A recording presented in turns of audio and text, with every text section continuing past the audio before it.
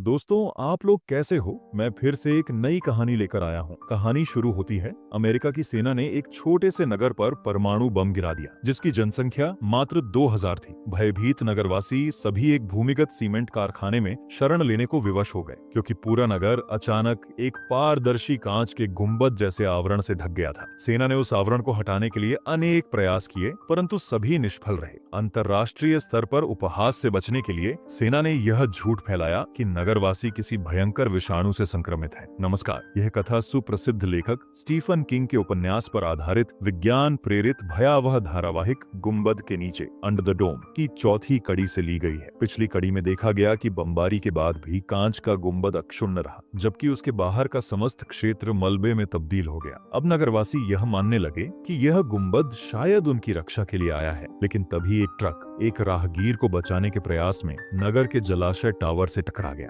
जिससे नगर की जल आपूर्ति बाधित हो गई, जो 2 सप्ताह तक पर्याप्त होती। जैसे ही पानी बंद हुआ, लोग अस्वाभाविक व्यवहार करने लगे। वे सब एकत्र होकर विवाद करने लगे। जब महिला पुलिस अधिकारी पहुंची तो पता चला कि सभी लोग सुपरमार्केट में पानी खरीदना चाहते थे, लेकिन दुकानदार ने दुकान बंद कर दी। तब महिला अधिकारी ने लोगों को समझाया कि नगर की जलापूर्ति झील से होती है, और वह स्वयं झील का निरीक्षण करने चली गई। परंतु झील पर पहुंचते ही उसे कुछ अजीब लगा। झील में सैकड़ों मरी हुई मछलियां तैर रही थीं और एक अजीब सी बदबू आ रही थी। क्या कोई झील को जानबूझकर विषैला कर रहा था? महिला अधिकारी ने झील का पानी लिया और बारबी नामक युवक ने उसमें माचिस की तीली फेंकी। आश्चर्यजनक रूप से पानी जलने लगा। बारबी का अनुमान था कि जब गुंबद गिरा तब वह नगर के नीचे मौजूद खनिज क्षेत्रों को काट गया। अब नगर पूरी तरह से पानी रहित हो गया था, लेकिन बिग जिम नामक व्यक्ति को एक उपाय सूझा। वह दीवार पर टंगी एक नक्शे के पास गया और बताया कि नगर के नीचे कुछ प्राकृतिक कुएं हैं, कुछ सूख चुके हैं, लेकिन कुछ खेतों के नीचे अब भी जल उपलब्ध है।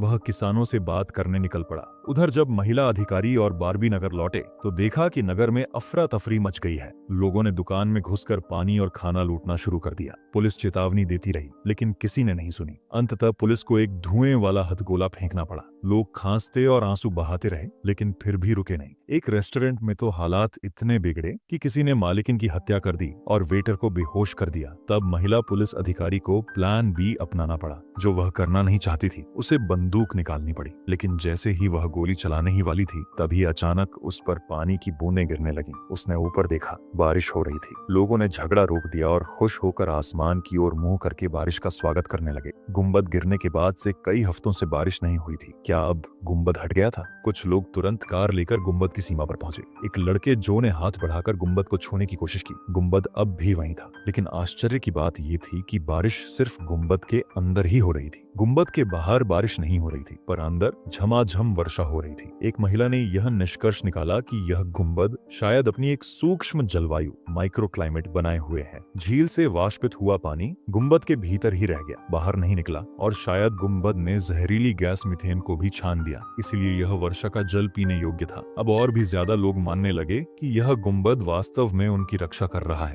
न्यूक्लियर बम भी इसका कुछ नहीं बिगाड़ पाया, और अब पानी की किल्लत थी तो यह स्वर्ग की वर्षा बनकर आया। लेकिन यह वर्षा सिर्फ एक दिन और एक रात चली। कुछ दिनों बाद पानी की आपूर्ति फिर खत्म हो गई। तब तक जिम समय रहते एक किसान से मिला। उसके खेत के नीचे का कुआं अब भी भरपूर पानी दे रहा था, लेकिन किसान ने बदले में बहुत बड़ी मांग रख दी। उसे ईंधन बिस्किट कैप्सूल्स, फ्यूल पेलेट्स चाहिए थे, ताकि वह मशीनें चलाकर अपनी जमीन की सिंचाई कर सके। जिम तुरंत ईंधन गोदाम पहुंचा, पर उतरते ही देखा कि गोदाम पर हथियार बंद लोग पहरा दे रहे थे और उसका ताला भी तोड़ दिया गया था। अब ना तो पानी मिला और अपना गोदाम भी लूट लिया गया। घर लौटने पर किसान खुद उससे मिलने आ गया। वह धमकी देने लगा कि अब पानी, ईंधन और फसल सब उसी के अधीन है, इसीलिए अब से नगर का नियंत्रण भी उसी के पास होना चाहिए। लेकिन जिम ने ना तो सहमति दी, ना ही इनकार। बस चुपचाप एक घूंट शराब पीकर रह गया, मानो उसके दिमाग में कोई योजना चल रही हो। रात को एक टोपी वाला आदमी ईंधन गैस के 2 सिलेंडर लेकर जैसे ही बाहर निकला, उसे कोई मशीन जैसी आवाज सुनाई दी। इधर उधर देखा, कुछ नहीं दिखा। जैसे ही वह गैस सिलेंडर गाड़ी में रखने लगा, एक गोली चली, फिर दूसरी गोली गाड़ी के टैंक पर लगी और गाड़ी फट गई। उस आदमी की मौत तय थी। गोली चलाने वाला और कोई नहीं, जिम ही था। अगले दिन जिम फिर किसान से मिलने गया, फिर से गैस के बदले पानी मांगा, लेकिन किसान अब सीधा दुश्मनी पर उतर आया।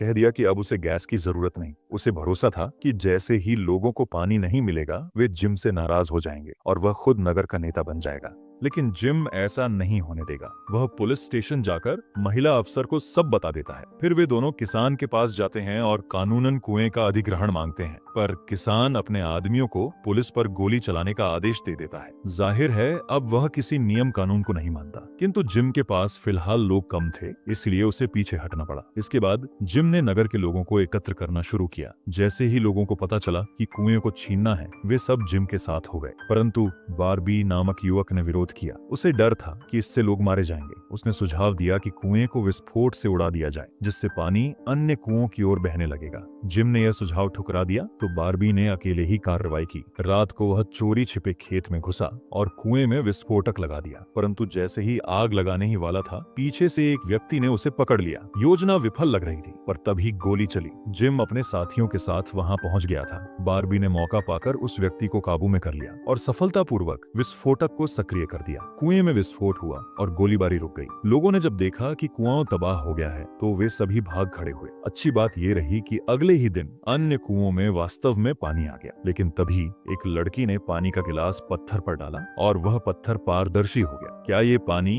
अब भी किसी खतरे से भरा है?